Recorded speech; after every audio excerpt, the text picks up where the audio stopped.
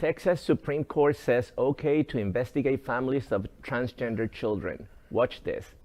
My son is very into anime. You can see Cowboy Bebop here. Katie Laird lives in Houston, where she's been getting gender-affirming care for her 15-year-old son. There's nothing in this room that doesn't just totally scream his wild and interesting personality.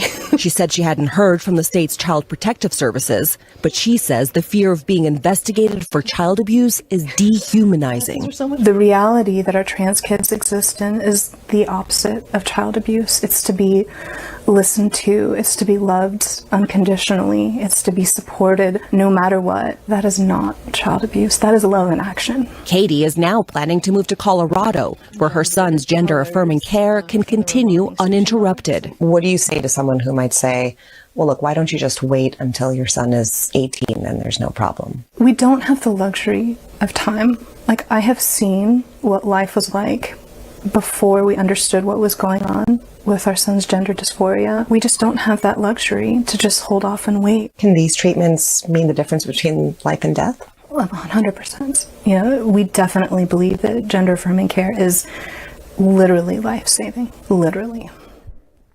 After Texas Governor Greg Abbott told his state's Department of Children and Families to start investigating parents and medical professionals who support gender-affirming care for minors as child abuse, the lawsuits were quick to follow. Initially, the state had stopped those investigations while the courts work on the lawsuits and appeals. But the Texas Supreme Court this weekend declared that the state can continue investigations until a court decision is made.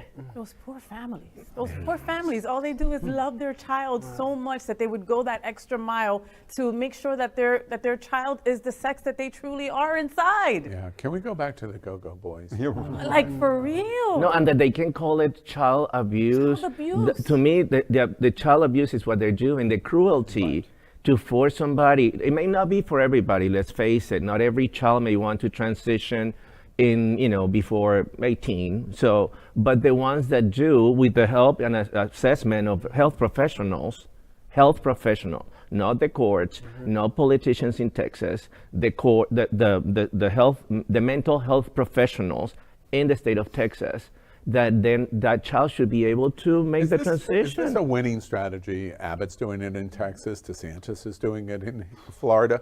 Just last week, Donald Trump said the majority of trans youth, I was going to say children, but youth, when they get older, say, wait, I did not, and I take back what I said. There's no facts on what he said at all. No. He totally pulled it out of the air or out of his ass, like he does almost everything he's done in his whole life. But the issue is this strategy going to win? Is it a winning strategy? It depends on what you mean by winning, because I believe it is working with the base. Certainly that's working, and if that's winning, it remains to be seen, I believe. What do you think? I'm scared. I mean, there's parts of me that want to be like, okay, be optimistic and hopeful and get up on my bandstand and we got to do this and we're going to be fine. But there's a part inside of me that's just terrified that it is going to work and that they are going to win. But also the use of the word child abuse in the same way they use the word groomers. Yeah. When in reality, they're the groomers. It's a strategy. I mean, of course it is. The question is the it's strategy effective. going to It's win? effective, Yeah. completely. And when they first started these investigations, some of the family members ended up losing their jobs in the process because of these investigations. This affects the whole entire family. I mean, it's super sad. It really is. LGBTQ plus news is vital for our community and for the broader world as a whole. We have enough enemies at Fox News. Tucker, Sean, and Laura are loud. We need passionate allies. Happening Out Television Network, Queer News Tonight, and It's Happening Out are literally out of the closet and into the headlines. Our community needs your support. Like this broadcast and subscribe now to ensure